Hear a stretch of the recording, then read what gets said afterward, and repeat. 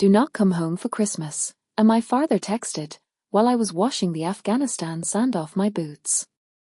They thought they could just throw me away like an old object. But they forgot one little, dirty detail. That document my father begged me to sign 5 years ago to save his own skin made me the owner of their house. And this Christmas, I did not come back for a family dinner. I came back with a lawyer, a locksmith, and ownership rights to 51% of their lives. He did not even have the decency to call. After the tours, the surgeries, the years spent dodging shrapnel and burying friends in sand, I unlocked my phone to find a single notification from my father. "Do not bother coming this Christmas. We decided it's best you stay away this year. No pleasantries. No ihara you." Just a text that read like a corporate severance notice from the people who were supposed to be my sanctuary. My name is Harper Bennett. If you rereading this, stay with me. Have you ever walked through hell just to come home and realize your family would rather keep the deadbolt thrown? The army taught me how to compartmentalize, how to shut down the panic, but that message hit me harder than a kinetic strike. My mother did not intervene. My brother, Lucas, did not offer a word of defense. It was as if they had signed a unanimous treaty to exile me right before the holidays. I sat in my cramped one-bedroom apartment in Tacoma, watching the rain blur the cheap Christmas lights I'd taped to the window, wondering what crime I had committed to deserve this absolute cold. I typed just one word back: a fine. And I meant it. Not the passive-aggressive "a fine" you say when you're re-hurting and want someone to chase you. No, this was a terminal kind of fine. The kind that says, you will never get another chance to draw blood. I closed my laptop, deleted the flight confirmation I debooked 3 weeks prior, and poured myself a glass of Cabernet. I raised the glass to the empty room. "To family," I whispered. 5 days later, I woke up to a barrage of notifications. 10 missed calls. 1 from Lucas, 1 from my father, 4 from my mother, and 1 from their family attorney. That last one made my heart stall, not out of fear, but because I knew it was too late to undo what I'd already set in motion. Too late to unsay what they'd said. Too late to intercept the certified letter I'd emailed. They thought I'd come crawling back like I always did, loyal, forgiving, starving for scraps of affection. But this time, I was not the girl who left. I was coming home wearing a different kind of armor. They were about to learn just how dangerous a daughter can be when she finally stops trying to earn her father's love. Let me take you back to before the silence, before the text, before the betrayal that cemented everything. I was 18 when I enlisted. My father did not hug me at graduation. He just gripped my shoulder and said, "Try not to embarrass yourself out there." That was his love language, criticism disguised as advice. But I did not join to make him proud. I joined because I needed to believe I was worth something, because home never felt safe. Not with the way he looked at me, like I was a debt he had not agreed to pay. When I made Staff Sergeant, I flew back to Idaho for Christmas, hoping for some kind of acknowledgement. He asked me to shovel the driveway before I even took my boots off. "No, congratulations. No, we proud of you. Just, grab a coat." My mother was a ghost in her own house, always wringing her hands, whispering, "Just do not make him angry." And Lucas? He followed Dad like a shadow, learning young that siding with the tyrant meant peace. So, I played the good soldier. I called every birthday, sent flowers on anniversaries, mailed checks when the roof leaked or the transmission blew on the truck. They never asked where the money came from. Never asked what it cost me. They just cashed it and sent a thumbs up emoji back. Sometimes, not even that. Still, every year I hoped. I hoped for one Christmas where I'd walk in and feel like I belonged, one holiday where my seat at the table was not an obligation but a welcome. But this year, I had different plans. I was finally out. I had my discharge papers, a modest pension, and a tired heart. I wanted to come home, bake pies with Mom, hear about Lucas's new job, maybe, just maybe, get a nod of respect from Dad. Instead, I got that text. So, I initiated the contingency plan. 5 years ago, during one of my rare leaves, Dad had asked me to co-sign on a refinancing deal for the house. A second mortgage. I was barely 25. He said it was just a formality, or a technicality.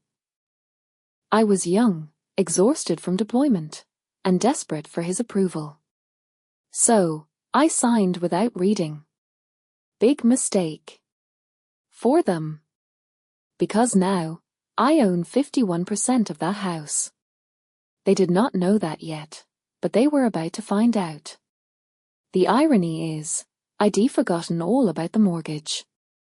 It was not until after Dad's message, after that text detonated something cold inside me, that I went digging through old military email archives for a distraction.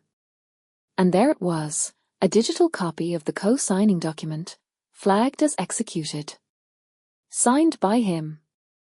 Signed by me. Stamped, witnessed, legal. I clicked through it again, slower this time.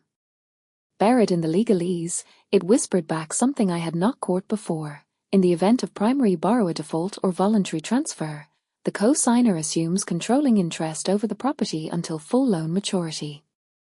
Controlling interest. I sat back, stunned.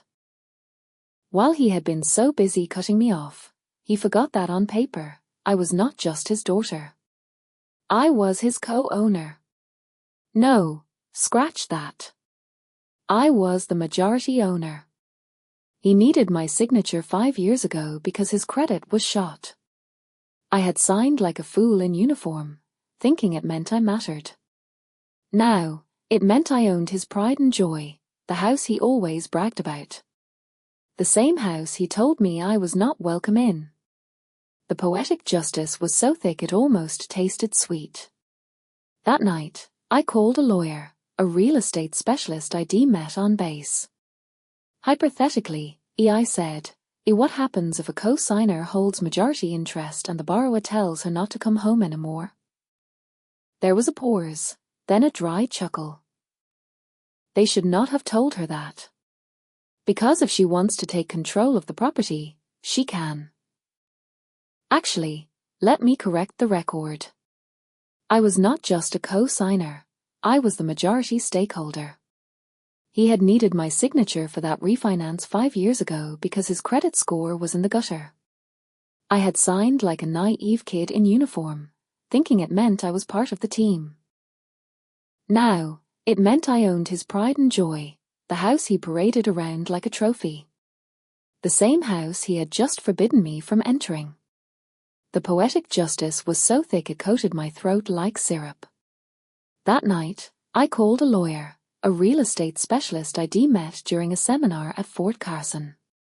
Hypothetically, I asked, swirling the wine in my glass, what happens if a co-signer holds majority interest and the primary borrower explicitly bans her from the property?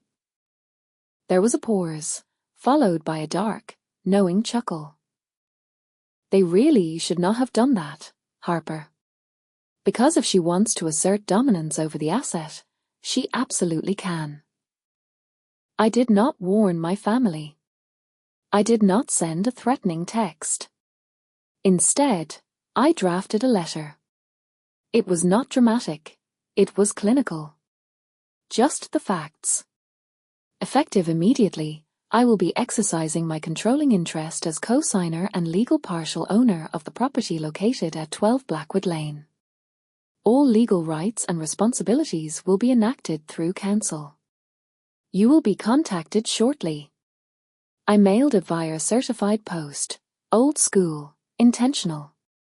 I wanted them to have to sign for it. I wanted them to open it together. Then, I booked a secluded frame cabin deep in the Rockies for Christmas. Snow falling, fire crackling, phone off. 5 days later, I turned my phone back on. 10 missed calls. 1 from a lawyer. And I smiled. Not out of revenge, but out of clarity. For the first time in my life, I did not need their permission to come home. I was home because they were living in a house that legally belonged to me. Lucas called first. Harper, what the hell is this? Dad is losing his mind. He is talking about lawsuits and eviction notices, Lucas continued, his voice pitching up. What are you doing? I took a slow sip of my coffee, staring out at the pristine white hills. I am executing my rights, I said calmly. The same way Dad executed his decision to exile me for the holidays. You seriously going to kick them out? Over a text message? No, Lucas. I am not kicking them out yet. I let the silence hang heavy between us. He sputtered. Come on. This is Dad. You know how he is. Yes, I do. That is exactly why I am doing this. Because here's the thing, Lucas, sometimes the people who hurt you the most rely on the fact that you never fight back. They bank on your silence, your desperation, your willingness to settle for crumbs. I do not need crumbs anymore, I said, my voice hardening. I have the contract. And for the first time in my life, I have the leverage. The next call was from their attorney, a man named Arthur Higgins. He tried to sound casual, but I could hear the tremor of professional panic in his tone. Ms. Bennett, I am sure there has been a misunderstanding. Your letter arrived rather abruptly and, understandably, caused a bit of alarm. I cut him off. There is no misunderstanding, Mr. Higgins. The documents are valid. I have the originals. I've reviewed the terms with my counsel. I am invoking control. A beat of silence. Then, well, I am sure we can work something out. Perhaps a buyout? A reassignment of the note? That is when the tumbler clicked into place. They were scared because Dad had defaulted again. He missed payments. He probably thought the bank would look the other way, but now he was staring down the barrel of his worst nightmare, me.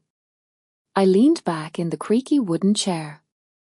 I am open to discussion, I whispered. But the first condition is that he calls me himself. Not through you, not through Lucas. I want him to ask. Just like that, Higgins fell quiet. He knew what this was. It was not about real estate. It was about acknowledgement. I hung up and looked around the cabin. There was no tree, no stockings, no smell of cinnamon or roasted ham. But it was peaceful. And that peace? I had earned it with scars, with years of service, with silence. They did not know it yet, but I was done being the soldier daughter they could ignore.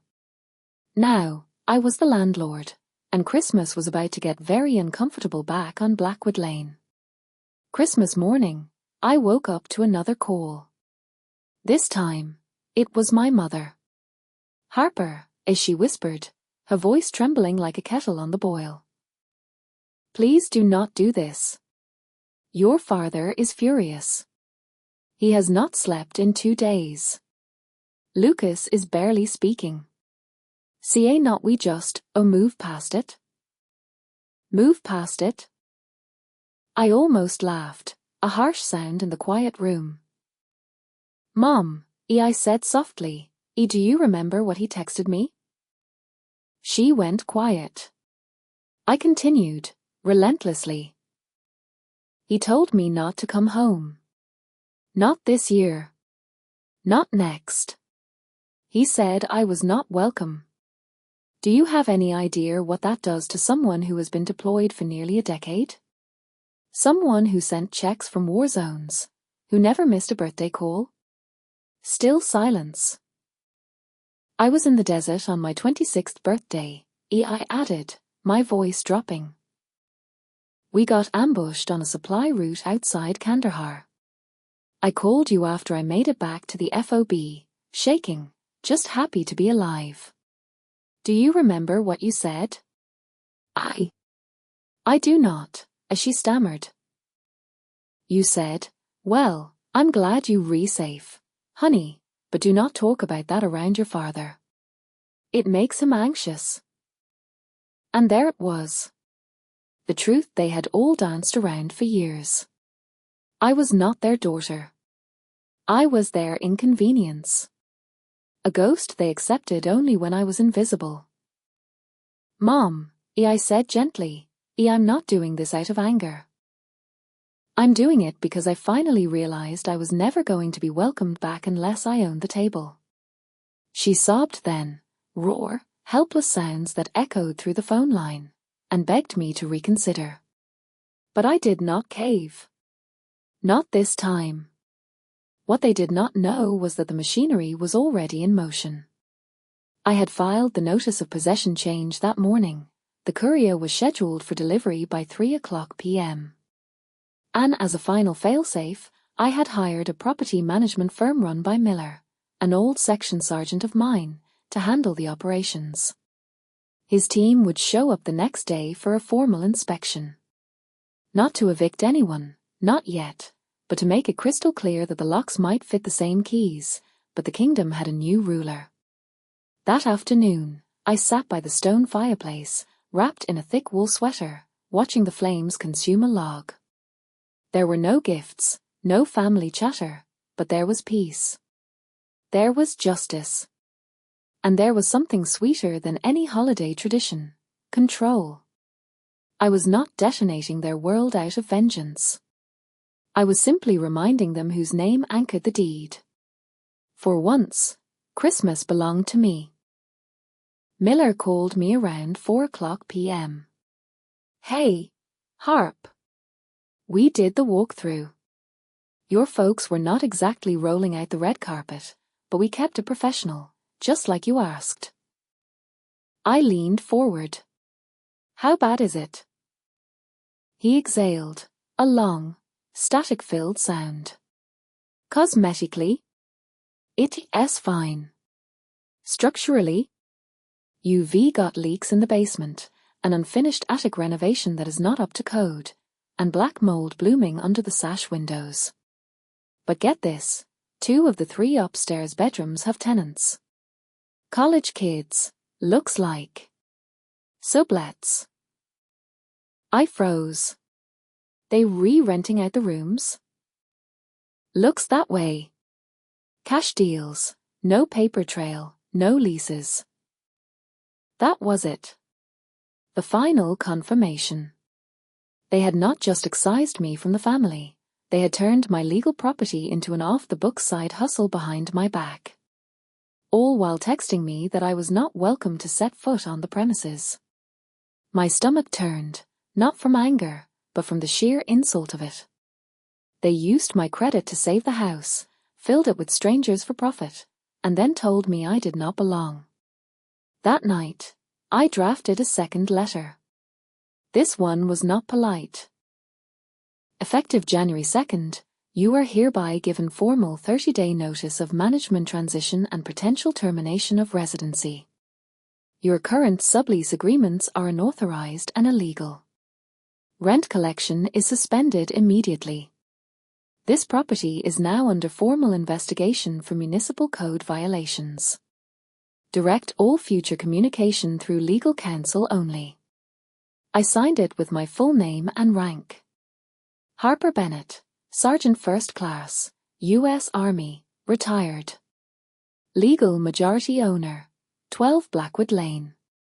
I emailed the document to Higgins, their lawyer. Then I texted Lucas just 3 words: check your mailbox.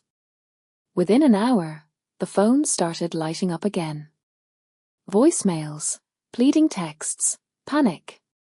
Even Dad called. I did not listen to a single second of it. There is a specific moment every soldier knows. The second your boot hits the tarmac back home and you realize you actually survived. In that silence, you feel a terrifying kind of power. That was what I felt now. They could scream. They could cry. They could beg. But I had survived war zones. I would survive them. Now they were living in my house, under my rules. And come January, they were going to learn exactly what it felt like to be unwelcome. It was not pettiness. It was because I no longer needed a seat at their table. I owned the whole damn dining room. January 2nd arrived like a slap to the face. The air in Idaho was bitter, the sky heavy with unshed snow.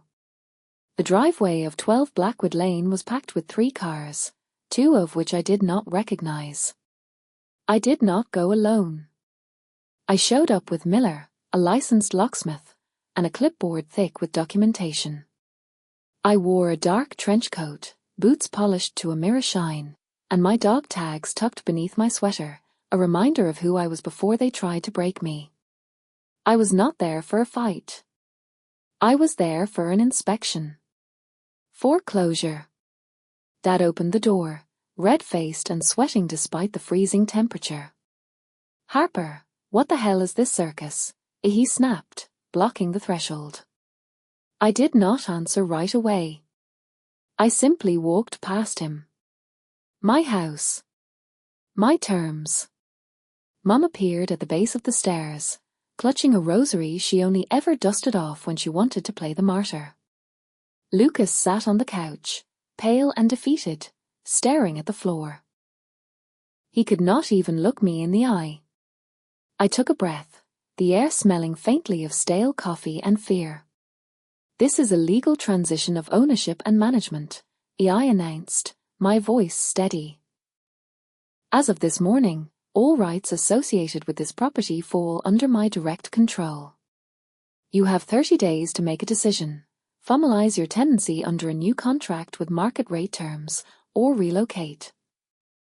Dad lost it. Relocate? UCA not do this. This is our home. No, I said, turning to face him. It's my investment. I built this place, he roared, stepping toward me. And you defaulted on it, I said coldly, holding my ground. And then you signed it over to a 24-year-old in uniform just to save your reputation with the bank. That shut him up. The silence that followed was heavy, suffocating. I looked around the room. The living room I used to sneak into at night to watch TV with the volume down. The mantel where my boot camp photo used to sit, it was gone now. Replaced by a generic landscape painting. It was just a space filled with people who had erased me. So I kept going. The illegal tenants have already been notified. If they are not out in 10 days, I'll file for trespassing. And if anyone attempts to intimidate, damage, or interfere with this process, I will pursue criminal charges. Mom's lip trembled. But, oh, where will we go? I looked her dead in the eye, searching for the mother I used to know, but finding only a stranger. I do not know, Mom. Maybe not home for Christmas. She burst into tears. Lucas stood up, opening his mouth as if to offer an apology, but I raised a hand to stop him. I do not need words, Lucas. I needed them 10 years ago. Now, I need boundaries. The locksmith began drilling the core out of the front door deadbolt as I walked out. The snow crunched satisfyingly under my boots. The air smelled clean, sharp, and new. For the first time in years, I did not feel like a daughter seeking approval. I felt like a woman who had come back stronger than they ever expected. They could call it cold. I called it survival. The unauthorized tenants have already been notified, I said, my voice cutting through the stagnant air of the hallway. If they are not out in 10 days, I'll file for criminal trespassing. And if anyone attempts to intimidate, damage, or interfere with this process, I will pursue charges. Mom's lips trembled, her hands clutching the rosary so tight her knuckles turned white. But, oh, where will we go? I looked her dead in the eye. I do not know, Mom. Maybe not home for Christmas. She burst into tears. Lucas stood up, opening his mouth to say something, maybe an apology, maybe an excuse, but I raised a hand to silence him. I do not need words. I needed them 10 years ago. Now, I need boundaries. The locksmith finished changing the code on the front door as I walked out. The snow crunched satisfyingly under my boots, and the air smelled clean, sharp, and new. For the first time in years, I did not feel like a daughter begging for scraps. I felt like a woman who had returned stronger than they ever expected. They could call it cold. I called it survival. The final notice expired on January 31st. They did not fight it. There were no last-minute calls, no dramatic standoffs. Just silence. The kind of heavy silence that settles when people finally understand you are not bluffing anymore. I arrived the morning after with a new key in my hand. The house was empty. There was no note, no goodbye, just a hollow echo as I stepped through the front door where I once stood in uniform, praying for a welcome and receiving exile instead. I walked the rooms slowly. In Lucas's old bedroom, I found a discarded luggage tag from a ski trip to Aspen I was never invited to. In the living room, a deep scratch marred the hardwood where the coffee table used to sit, the one I bought at 19 with my first deployment check, the one they claimed was a loan. I stared at that scar in the wood for a long time. I was not angry. I was just acutely aware of how deep the damage goes when no one sees you bleed. I did not cry. Instead, I opened the back door, let the cold wind swirl through the empty space, and stood there with the winter sun on my face. This was not revenge. Not really. It was the restoration of boundaries, of dignity, of a name they tried to write out of the family story. I turned the place into transitional housing for female veterans. Young women with stories like mine, stories of return, rejection, and the long journey to reclaim who we are beyond the uniform. We called it the Bennett House. When reporters came sniffing around after a local outlet ran the story of a veteran reclaiming her home from the family who cast her out, I did not tell them the full truth. This was not about shaming my parents. This was about healing me. So when people ask, was it worth it? I just smile and say, more than you'll ever understand. I do not visit them. They do not call. But every Christmas now, I light a candle on the porch. Not for them. For me. For the girl who once stood outside this house in the snow, unwanted. She finally found her way back, and she made sure no woman like her would ever have to stand alone again.